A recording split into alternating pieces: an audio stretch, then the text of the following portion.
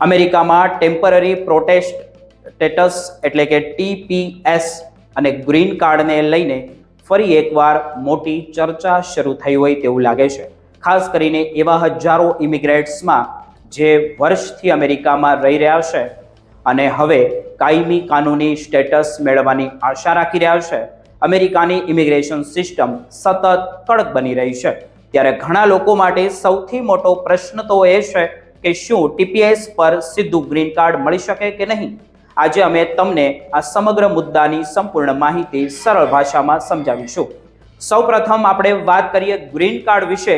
Green card એટલે permanent resident card, જે વિદેશી નાગરિકને અમેરિકામાં અનિશ્ચિત સમય સુધી રહેવા અને કામ કરવાની તે કાનૂની મંજૂરી આપી દે છે.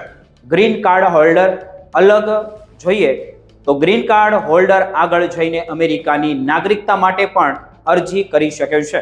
જો કે ગ્રીન કાર્ડ હોવા છતાં કેટલાક મુદ્દાઓ હોય તે ધ્યાનમાં રાખવા પડે છે.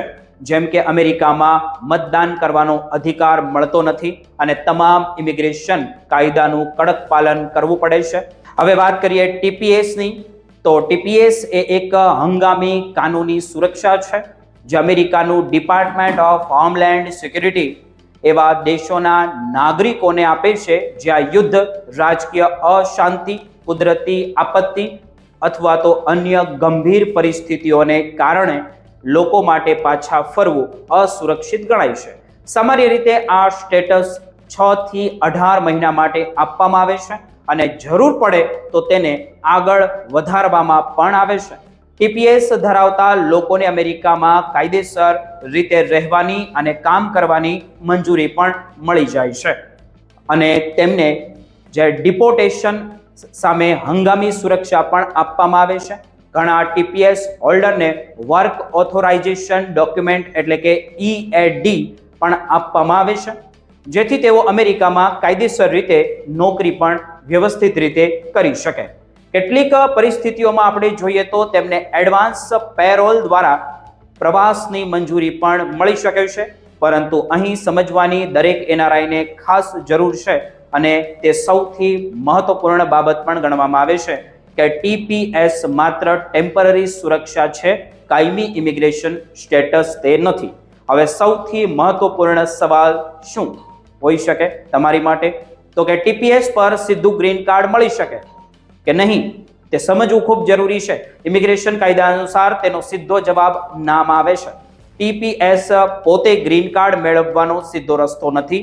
TPS હોવાને કારણે કોઈ વ્યક્તિ આપોઆપ પરમિનન્ટ રેસિડેન્ટ બની જતો નથી. જો કે કેટલાક અપવાદરૂપ કિસ્સાઓમાં TPS હોલ્ડર ગ્રીન કાર્ડ માટે અરજી કરી શકે છે. જો કોઈ TPS હોલ્ડર કાયદેસર રીતે અમેરિકામાં પ્રવેશ કર્યો હોય અથવા તો એડવાન્સ પેરોલ દ્વારા માન્ય એન્ટ્રી મેળવી હોય અને તે બીજી ઇમિગ્રેશન કેટેગરીની શરતો પૂર્ણ કરતો હોય તો તે ગ્રીન કાર્ડ માટે અરજી કરી શકે છે. ઉદાહરણ તરીકે આપણે જોઈએ તો કોઈ TPS હોલ્ડર અમેરિકન નાગરિક સાથે લગ્ન કરે અથવા તો ફેમિલી સ્પોન્સરશિપ તેમને મળે અથવા તો એમ્પ્લોયમેન્ટ બેઝ વિઝા કેટેગરી માટે લાયક હોય તો તે અલગ ઇમિગ્રેશન નિયમો હેઠળ ગ્રીન કાર્ડ તરફ આગળ વધી શકે છે.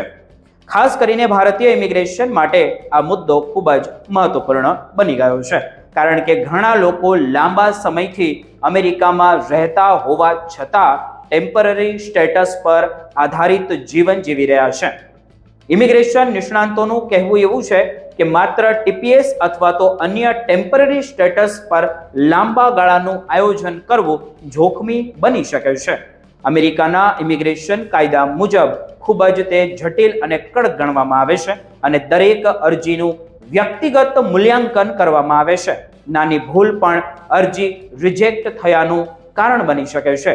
તેથી યોગ્ય documentation, legal entry proof, advance parole record અને સાચી ઇમિગ્રેશન કેટેગરી પસંદ કરવી તમારી માટે ખૂબ જ જરૂરી બની જાય છે. નિષ્ણાંતો એવી સલાહ પણ આપી રહ્યા છે, એ તમને હું થોડું જણાવી દઉં કે કોઈ પણ વ્યક્તિએ માત્ર સોશિયલ મીડિયા અથવા તો અફવાના આધારે નિર્ણય ન લેવા જોઈએ અને ન જ લેવા જોઈએ. હંમેશા અનુભવી ઇમિગ્રેશન લોયરની સલાહ લેવી, USCISના સત્તાવાર નિયમોનું પાલન કરવું સૌથી સુરક્ષિત રસ્તો માનવામાં આવે છે. તો ચાલો ફરીથી મળીશું નવા વિડીયો સાથે. આભાર.